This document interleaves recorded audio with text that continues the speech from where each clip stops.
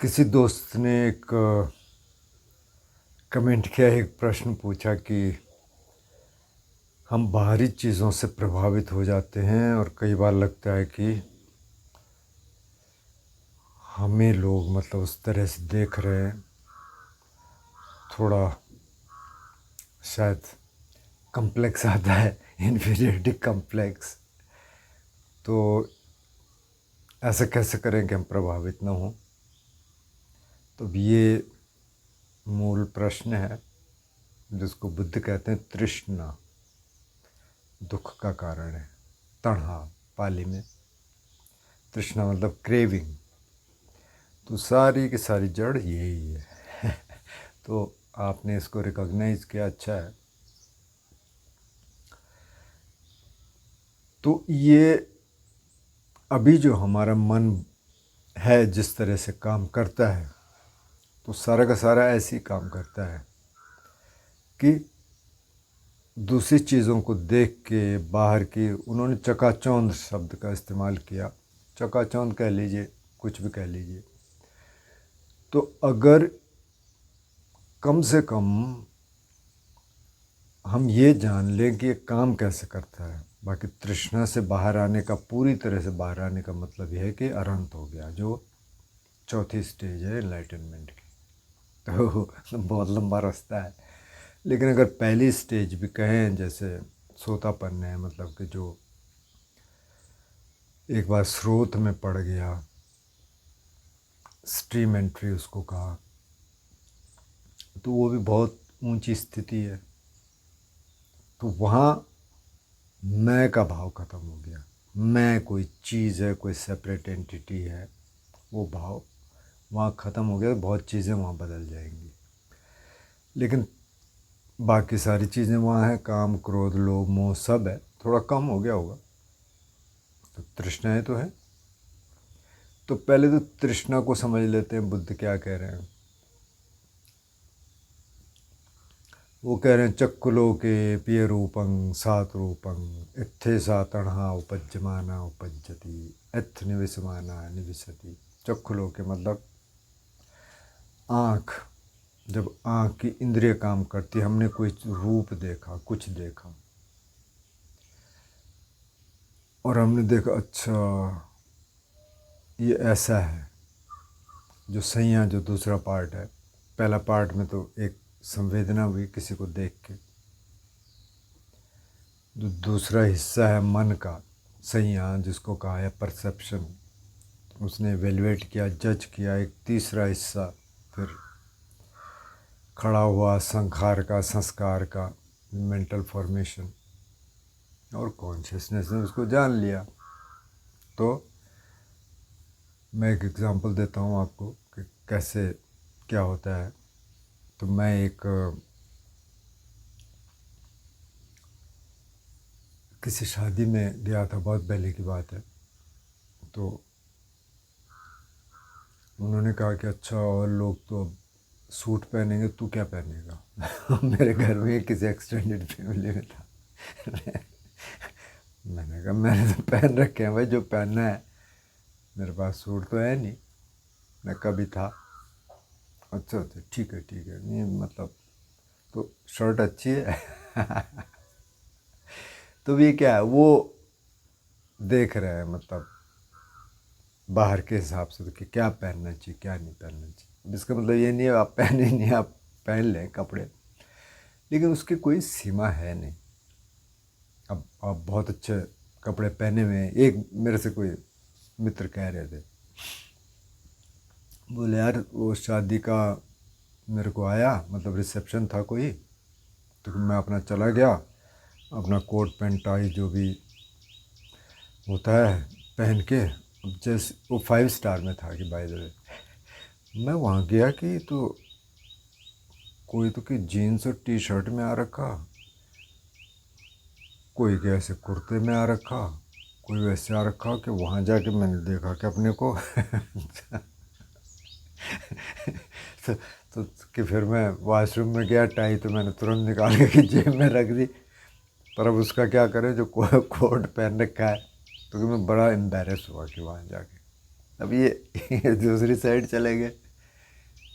तो मतलब वहाँ इतने कैजुअल लोग गए कि ठीक है, मतलब क्या क्या सूट टाई पहनना है, और आप सूट टाई पहन के गए तो वहाँ उल्टा हो गया। अब यहाँ सारे सूट टाई पहने हुए हैं और आपने नहीं पहना है। तो अब ये तृष्णा काम कर रही है यहाँ क्रेविंग काम कर रही है कि अच्छा मेरे को ऐसे चाहिए। जैसे खाने का, आप किसी घर में आप गए तो वो कह रहे हैं कि अच्छा हम तो इंडियन बहुत कम खाते हैं, मतलब हमारे यहाँ तो फ्रेंच कुजीन और इटालियन कुजीन और लेबनीज और क्या क्या। आपको लगता अच्छा यार मैं तो रोज़ दाल भात खाने वाला हूँ यार, रोटी सब्जी इडली डोसा। अच्छा ये कह रहे हैं हम लोग खाते नहीं हैं, अच्छा तो ये ठीक होगा, तो कुछ सीखना पड़ेगा। ये क्रेविंग आ गई। तो अगर आपने पहले तो इसको देखना शुरू कर दिया, अब बुद्ध कहते हैं कहाँ जागती है, उन्होंने कहा जहाँ आपने देखा वो यहीं जागती है, यहीं बैठती है, और फिर ख़त्म कहाँ होती है।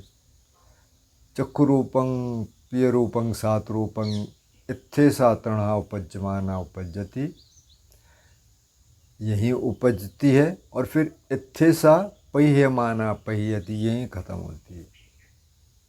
तो आपने समझ लिया, हाँ ठीक है भाई, मेरे को ज़्यादा कुछ लेना देना है नहीं, मैं ठीक हूँ, मतलब ठीक ठाक कपड़े पहन लो आप, ठीक ठाक खाना खा लो, सब कुछ ठीक है। लेकिन अब उसकी कोई लिमिट नहीं है ना। अब आपके पास कोई छोटी गाड़ी है, किसी के पास 1 करोड़ की गाड़ी है, किसी के पास 4 करोड़ की गाड़ी है, तो उससे कोई मतलब नहीं है। आपके पास गाड़ी है क्योंकि आपको जाना है कहीं और वो सुविधा रहती है, ठीक है। नहीं ज़रूरत है तो नहीं ज़रूरत है, अब मुझे तो ज़रूरत है नहीं ना मुझे चलानी आती गाड़ी, तो ठीक है कि मतलब करेंगे अरेंज जहाँ अगर जाना होगा कहीं तो ये तृष्णा है। तो अगर इसको जान गए आप, तो वो कहते हैं कि 3 तरह की कंसीट है। एक तो ये है कि मैं उससे अच्छा हूँ, मेरे पास बड़ी गाड़ी है, मेरे पास बढ़िया कपड़े हैं, बढ़िया मकान है इत्यादि। तो एक सुपीरियरिटी कॉम्प्लेक्स जिसको कहते हैं। एक ये आ गया कि अरे उसके पास ज़्यादा अच्छा है, मेरे पास नहीं है, तो इन्फीरियरिटी कॉम्प्लेक्स आ गया।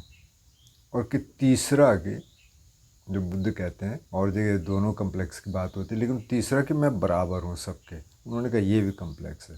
ना आप बराबर हैं, ना आप छोटे हैं, ना आप बड़े हैं, आप अलग हैं। आप देखें तो आपकी शक्ल अलग है, आपकी शक्ल से 100% मिलती जुलती शक्ल कोई है ही नहीं, न होगी मतलब ये शरीर है, ये मन है, अगर ये बॉडी चली गई तो ऐसे दूसरा कोई होगा ही नहीं।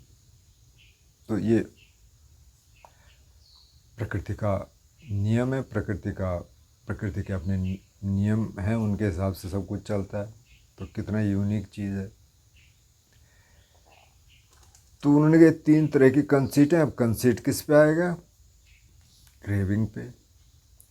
घूम फिर के बात आ गई तृष्णा पे। तो उन्होंने कहा आँख से कुछ देखा उससे तृष्णा जागेगी, कान से कुछ सुना, नाक से कुछ सूंघा, जीभ से कुछ चखा, त्वचा पे कुछ सेंसेशन हुई, कुछ संवेदना हुई जिस तरह की, मन में कुछ जागा। थॉट्स ज़्यादातर तो मन में आता है, और फिर मन उसको हर एक को सिंथेसाइज भी करता है। हर एक जो भी आ रहा है, आँख से आ रहा है, कान से आ रहा है, तो उसको मन की जो कॉन्शियसनेस है वो उसको भी प्रोसेस करती है। तो बुद्धिज़्म के हिसाब से 6 कॉन्शियसनेस में आँख की कॉन्शियसनेस और कान की कॉन्शियसनेस अलग अलग है। अगर आँख बंद कर दें तो हम कहें कि अच्छा ठीक है, और कॉन्शियसनेस तो है कान की है, तो कान की कॉन्शियसनेस आँख की कॉन्शियसनेस से कोई लेना देना है नहीं, मतलब वो काम नहीं कर सकती ना। या हमने कान बंद कर दिया, हमने काम देख रहे हैं, तो कॉन्शियसनेस काम कर रही है? नहीं करेगी, क्योंकि कान बंद है। तो सारी अलग अलग कॉन्शियसनेस है। और जो मन की कॉन्शियसनेस है, मन का जो विज्ञान है, वो उनको भी प्रोसेस करता है। तो ये तो इसकी वर्किंग है। अब वो आएगा, क्योंकि उन्होंने कहा यही तो असली चीज़ है। उन्होंने कहा 3 तरह की तृष्णाएँ हैं। एक तो है काम तृष्णा, एक है भव तृष्णा, और एक है विभव तृष्णा। काम तृष्णा का मतलब, काम का एक तो नैरो मीनिंग काम वासना हो गई, लेकिन काम से मतलब है सारे सेंसुअल प्लेजर्स जो हम चाहते हैं, मतलब आँख से हम अच्छा देखना चाहते हैं, कान से अच्छा सुनना चाहते हैं, अच्छा सूंघना चाहते हैं, खाना चाहते हैं, अच्छा टच चाहते हैं अपनी बॉडी में, और अच्छे विचार चाहते हैं। तो ये सारे सेंसेस से जुड़ गए, इंद्रिय, जिनको इंद्रिय सुख चाहते हैं, इंद्रिय दुख नहीं चाहते। तो अगर दुख आता है तो फिर से तृष्णा जागती है सुख की, सुख आता है तो और सुख की तृष्णा जागती है, मेरे और अच्छा देखना है, मेरे को वहाँ जाना है, मेरे को वहाँ जाना है। मतलब जाना कोई बुरा नहीं है लेकिन कब वो क्रेविंग में बदल जाए वो देखना है। ये तो काम तृष्णा हो गया। और काम वासना, इसमें काम वासना बार बार इसलिए कहते हैं क्योंकि सबसे स्ट्रॉन्ग वही है। किसी ने कमेंट भी किया था कि ये सिर्फ काम वासना नहीं है, सारे सेंसुअल प्लेजर्स की बात हो रही है, मतलब सारे सेंसेस की बात हो रही है हो रही है, लेकिन ये सबसे स्ट्रॉन्ग है इसलिए इसकी ज़्यादा बात होती है। जब आप ध्यान कर रहे हैं तो आँख आपकी बंद है, कान तो फिर भी कुछ सुनाई दे रहा है, पर आप किसी शांत कमरे में बैठे हैं तो बाकी सेंसेस से इतनी डिस्टर्बेंस नहीं हो रही जितना कि अगर काम वासना आ गई तो उससे बहुत ज़्यादा होगा। या द्वेष आ गया, तो बुद्ध कहते हैं कि राग द्वेष को अलग कर लो, उनका मतलब ये है। लेकिन कई बार उससे भी हो सकता है कि कुछ और चल रहा है, फैंटेसी चल रही है किसी और चीज़ की, वो भी डिस्टर्ब करेगा। तो ये तो काम वासना हो गई, ये तो काम तृष्णा हो गई। फिर भव तृष्णा, भव तृष्णा मतलब आप एक भव तृष्णा तो ये होगी कि अगला जन्म कौन सा होगा, कैसे होगा। लेकिन एक भव ये है कि हर समय का भव है, अभी का भव है, आगे क्या होना है। या किसी को आपने देखा आप वैसा होना चाहते हैं, आप ऐसा बनना चाहते हैं, तो वो भव तृष्णा हो गई। तो हर समय के हम भाव जगा रहे हैं, हर समय जो भी कल्पनाएं चल रही, जो फैंटेसी चल रही, बेसिकली क्या है कि ये होना चाहिए या ये नहीं होना चाहिए। दोनों ही क्रेविंग है, भव तृष्णा। और विभव तृष्णा ये हो गया कि नहीं चाहिए कुछ भी, एनाइलेशन एक तरह का, कि नहीं ख़त्म करो इसको, वो भी एक तरह की तृष्णा है। तो बुद्ध ने कहा ये भी तृष्णा है। तो बुद्ध का कंट्रीब्यूशन यही है कि वो कुछ नया उसमें ले आते हैं। जैसे विभव तृष्णा की बात और जगह होगी नहीं, लेकिन उन्होंने कहा ये भी एक तृष्णा है भाई, कि आप बिल्कुल बाहर जाना चाहते हैं, बिल्कुल कुछ नहीं चाहिए, लेकिन ऐसा भी नहीं हो सकता। अब इसकी जो एक्सट्रीम विभव तृष्णा है वो है कि लोग सुसाइड कर लेते हैं कि बस नहीं चाहिए, ये क्या था वो, ये दुनिया मेरे काम की नहीं। एक बहुत पुराना गीत था, मेरे को याद नहीं आ रहा पूरा तो और जिसने वो गीत बाय द वे गाया था फिल्म में, उसने अंततः सुसाइड किया। तो वो विभव तृष्णा हो गई। और भव तृष्णा हम हर समय जगा रहे हैं, काम तृष्णा मतलब जो कामनाएं हैं मुख्य रूप से। तो अगर हमने इसको समझना शुरू किया, अभी एकदम से इससे तो बाहर जा ही नहीं सकते, क्योंकि इसीलिए बुद्ध ने सारे मॉडल दे दिए कि भाई उसकी चिंता मत करना, अभी तो ये 4 स्टेजेज हैं। पहली सोतापन्न की है, स्ट्रीम एंट्री। दूसरी सकदागामी है, मतलब एक बार इधर आओगे मानव लोक में।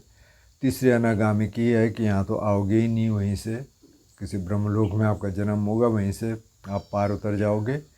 और एक अरंत की है कि सब कुछ आपने यहीं ख़त्म कर दिया, आप इधर आना ही नहीं है। तो बहुत ऊंची स्टेजेज हैं, पता नहीं कितने जन्म लग जाएंगे, पता नहीं कितने जन्मों का किसका काम है, उस पर भी डिपेंड करता है, पर बहुत लंबा रास्ता है। तो वो भी समझा दिया साथ में। ये तो इसलिए तृष्णा तो रहेगी।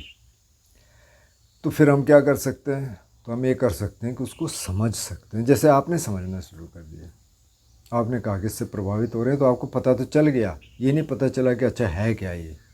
तो ये क्रेविंग है, ठीक है, आती है, आपने देख ली। जैसे मैं एग्जांपल दे रहा था ना कि आप स्ट्रेस में है, तो आपको पता है कि आप स्ट्रेस में हैं। हाँ स्ट्रेस आ रहा है, अच्छा इससे आ रहा है, बहुत सारी नॉइज़ है, उससे स्ट्रेस आ रहा है, ठीक है। तो पहले तो आपने रिकॉग्नाइज़ कर लिया, उसके बाद फिर नेक्स्ट स्टेप आएगा जब आप उस पर थोड़ा काम करना शुरू करेंगे। तो पहले जानना है और जब आप जानना शुरू कर देंगे तो फिर आप थोड़ा तय करेंगे, फिर थोड़ा स्ट्रांग होंगे। अच्छा ठीक है भाई, मेरे पास यही कपड़े हैं, मैं यही पहनूंगा, मेरे पास यही खाना है, हम यही खाते हैं भाई, सब्जी रोटी दाल भात, कुछ और मिल गया थोड़ा बहुत, हम यही खाते हैं, हमको यही अच्छा लगता है। किसी एक बड़े नेता का कोई पूछ रहा था उनसे कि अच्छा आप तो मतलब बाहर रहे हैं, आप तो 5 स्टार में खाते हैं। बोले जी 5 स्टार में भी हम ना दाल भात रोटी सब्जी खाते हैं वहाँ कुछ और नहीं खाते, वही ऑर्डर करते हैं, भले 5 स्टार हो चाहे 9 स्टार हो ढाबा हो। तो अब क्लियर है, ठीक है, हम ये पहनते हैं, ये खाते हैं, हमको ये अच्छा लगता है, इस तरह का म्यूज़िक, ठीक है, कोई दिक्कत नहीं है। तो वहाँ आपने समझना शुरू कर दिया। और कभी आ गई क्रेविंग तो आप समझ रहे हैं क्रेविंग तो आएगी, इच्छाएं तो जागेंगी, अब यहाँ जाना है वहाँ जाना है, आपने देख लिया, अच्छा ठीक है चले जाओ, मतलब अगर घूमना है थोड़ा बहुत तो जा सकते हैं, लेकिन आपने वो समझना शुरू कर दिया, बस तो पहला स्टेप शुरू हो गया। तो ये सारी समझने की यात्रा है, शुरू में तो समझने की यात्रा होगी, क्योंकि जब हम ध्यान करने बैठते हैं, जब हम शील का पालन करते हैं, तो अब वो समझने की यात्रा है। अब शील का पालन कर रहे हैं, आप कह रहे हैं कि भाई हम तो प्राणी की हत्या नहीं करते, न मैं मीट मच्छी खाता, दूसरे घर में जा रहे हैं वो कहते हैं हमारे यहाँ तो रोज़ नॉन वेज बनता है, तो आप खाते ही नहीं हैं तो कहानी ख़त्म हो गई, हम तो खाते नहीं, आप खाइए मतलब आपकी इच्छा है। या हम तो ऐसे हर महीने जी वहाँ जाते हैं कहीं घूमने नई जगह, ठीक है जाइए, तब हमें भी जाना होगा जाएंगे, लेकिन ऐसी कोई अनिवार्यता नहीं है कि आप जा रहे हैं तो हम भी जाएंगे। तो आप अपना तय करिए, और जब आप शील समाधि प्रज्ञा का जीवन जी रहे हैं तो आपको पता है कि आप सही जीवन जी रहे हैं। अब शील समाधि प्रज्ञा तो ठीक है, लेकिन आपका खान पान कैसा है, आपका रहन सहन कैसा है, वो सारा कुछ इसमें कंट्रीब्यूट करेगा। क्योंकि मैं बहुत सारे लोगों को जानता हूँ जो कि ध्यान भी करते हैं, सब कुछ करते हैं, लेकिन जब वो अपनी नई ज़िंदगी में आते, मतलब आम ज़िंदगी में आते हैं, तो ये कपड़े पहनने, उस वहाँ की बातें होंगी, गाड़ियों की बातें होंगी, फलाना बातें होंगी, तो वो वहाँ उसको अप्लाई नहीं कर पाए। तो वहाँ अप्लाई करना है, मतलब कि आपकी क्रेविंग धीरे धीरे कम हो जाए। इस मार्ग का सारा निचोड़ ही यही है, धीरे धीरे जो क्रेविंग है वो कम हो जाए, धीरे धीरे जो मैं का भाव है। क्रेविंग क्यों आती है? क्योंकि आपने ईगो इतना बड़ा कर रखा है कि अच्छा नहीं, मतलब मैं ऐसा करूँगा तो लोग क्या बोलेंगे, मैं ऐसा पहनूँगा तो लोग क्या बोलेंगे। तो लोगों के हिसाब से ठीक ठाक पहन लो, पर एक्सट्रीम में नहीं जाना। खाना तो आप हेल्दी खाओ, लोगों के हिसाब से मत खाओ। मतलब वो पिज़्ज़ा बर्गर और क्या क्या वहाँ से मंगा रहे हैं किसी दुकान से, तो पता नहीं क्या बना रखा। कभी कभी आपने खाना है तो खा लीजिए, कोई बात नहीं, लेकिन अगर आप रेगुलरली खाएंगे तो आपको 2-4 साल में पता चल जाएगा कैसी सेहत है उनकी देख लीजिए जो रोज़ खाते हैं। तो वहाँ आपको लिमिट तय करनी पड़ेगी, वो लिमिट अपने आप आ जाएगी। तो ये इसको ना अप्लाई करना है, जो शील समाधि प्रज्ञा की हम बात कर रहे हैं, इस ज़िंदगी में अप्लाई करना पड़ेगा। और एक क्रेविंग्स आती रहेंगी, जब आप संसार में जाएंगे तो क्रेविंग आएगी, उस क्रेविंग को समझना पड़ेगा, थोड़ा कंटेम्पलेट करना पड़ेगा, उस पर विचार करना पड़ेगा, देखना पड़ेगा, अच्छा भाई क्या ठीक है क्या ठीक नहीं है। अच्छा क्रेविंग आ गई, ठीक है कोई बात नहीं। अच्छा मेरे को लग रहा है कि यार अच्छा मैं थोड़ा इन्फीरियर हूँ, कोई बात नहीं, आ गया ना, आप समझ गए, बस समझ गए तो पहला स्टेप तो आपका हो गया। तो ये क्रेविंग्स तो आती रहेंगी, उन्होंने कहा जब तक अनंत नहीं हो जाते। मतलब तीसरी स्टेज अनागामी की है, बहुत ऊंची स्टेज, उसको यहाँ आना ही नहीं है अगले जन्म में। वहाँ भी अभी 5 फैटर्स हैं, 5 संयोजन हैं,